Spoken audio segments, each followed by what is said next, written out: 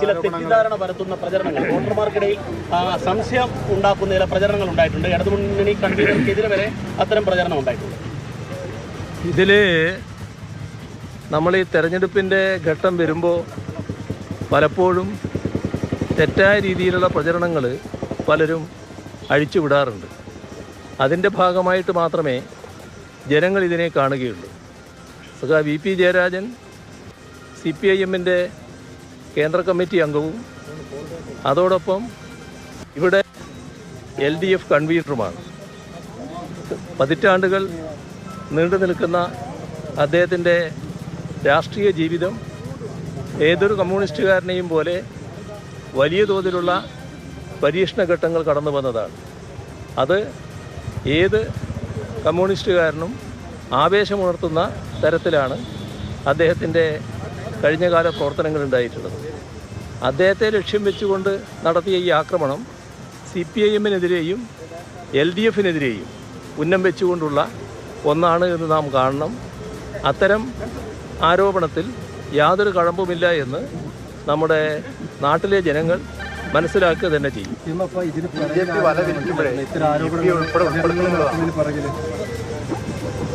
ഇന്നിപ്പോൾ കെ സുരേന്ദ്രനും ഇത് ആവർത്തിച്ചിട്ടുണ്ട്, BJP അറിഞ്ഞുകൊണ്ട് എന്നൊക്കെ പറഞ്ഞു. കെ സുരേന്ദ്രൻ സ്വാഭാവികമായിട്ടും ഈ പ്രചരണത്തിൻ്റെ വക്താവായിട്ട് മാറുമല്ലോ. കെ സുധാകരനും കെ സുരേന്ദ്രനുമൊക്കെ ഒരേ രീതിയിലാണല്ലോ എല്ലാ കാലത്തും പ്രചരണങ്ങൾ നടത്താറുള്ളത്. ഇത്തരം കാര്യങ്ങളിൽ യാതൊരു തരത്തിലുള്ള പുതുമയും ഇല്ല എന്നുള്ളതാണ് നാം കാണേണ്ടത്. എല്ലാ കാലത്തും ഈ രീതിയിലുള്ള തെറ്റായ പ്രചരണങ്ങൾക്ക് നേതൃത്വം കൊടുക്കാൻ നമ്മുടെ കേരളത്തിലെ UDFൻ്റെയും പ്രത്യേകിച്ച് കോൺഗ്രസിൻ്റെയും BJPയുടെയും നേതൃനിര ഒരേ മനസ്സോടെ അണിനിരന്നിട്ടുണ്ട് എന്നത് നമുക്കെല്ലാം അനുഭവത്തിലുള്ള കാര്യമാണ്.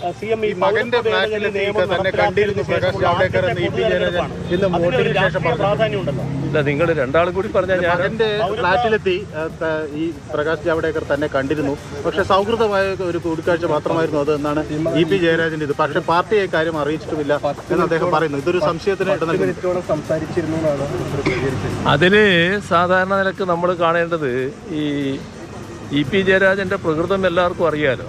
ഈ എല്ലാവരുമായും നല്ല സുഹൃത്ബന്ധം വെക്കുന്ന ഒരാളാണ് ജയരാജൻ. പക്ഷേ സാധാരണ നമ്മുടെ നാട്ടിലൊരു പഴഞ്ചൊല്ലുണ്ടല്ലോ, പാപിയുടെ കൂടെ ശിവൻ കൂടിയാൽ ശിവനും പാപിയായിടുന്നു. ഈ കൂട്ടുകെട്ടിൽ എപ്പോഴും ശ്രദ്ധിക്കണം. നമ്മുടെ നാട്ടിൽ ഉറക്കപ്പായെന്ന് എഴുന്നേൽക്കുമ്പം തന്നെ ഇന്ന് ആരെയാണ് വഞ്ചിക്കേണ്ടത് എന്ന് ആലോചിച്ചുകൊണ്ട് ആ ഉറക്ക് തെളിയുന്ന ആളുകളുണ്ട്. അത്തരം ആളുകളുമായി കൂട്ടുകെട്ട് അല്ലെങ്കിൽ ലോഹ്യം അല്ലെങ്കിൽ അതിർകവിഞ്ഞ സ്നേഹബന്ധം അതൊക്കെ സാധാരണഗതിയിൽ ഉപേക്ഷിക്കേണ്ടതാണ്.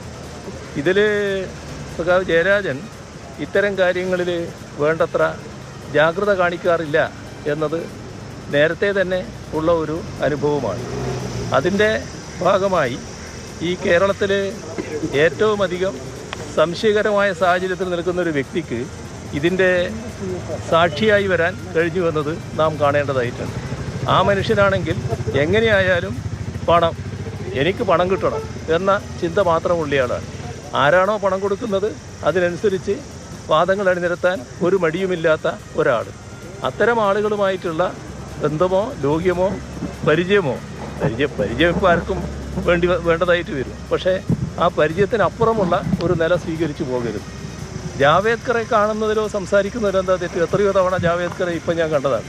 ഈ തെരഞ്ഞെടുപ്പ് പ്രചരണം ആരംഭിച്ച ആ ഘട്ടത്തിൽ തന്നെ ഒരു ദിവസം ജാവേദ്കറോട് ഞാൻ പറഞ്ഞു, നിങ്ങളുടെ പരമാവധി ശ്രമം നടത്തുകയാണല്ലേ, നമുക്ക് കാണാമെന്ന് പറഞ്ഞാൽ നിങ്ങൾക്കൊന്നും കിട്ടാൻ പോകുന്നില്ല. അതാണ് എൻ്റെ മനസ്സിൽ. അതെ, ആ നിലക്ക് കാര്യങ്ങൾ പറയുമല്ലോ, അതൊന്നും ശത്രുതയിലല്ല, കാര്യങ്ങൾ എപ്പോഴും സംസാരിക്കുമല്ലോ. അങ്ങനെ ഇത് ഏകദേശം പരസ്യമായി എന്ന മട്ടിൽ പറഞ്ഞ കാര്യമാണ് ഞാൻ. അപ്പോൾ അത്തരത്തിലുള്ള ആളുകളെ കാണുന്നതിലോ സംസാരിക്കുന്നതിലോ ഒന്നും ഒരു വിശകുണ്ട് എന്ന് ഞാൻ കാണുന്നില്ല.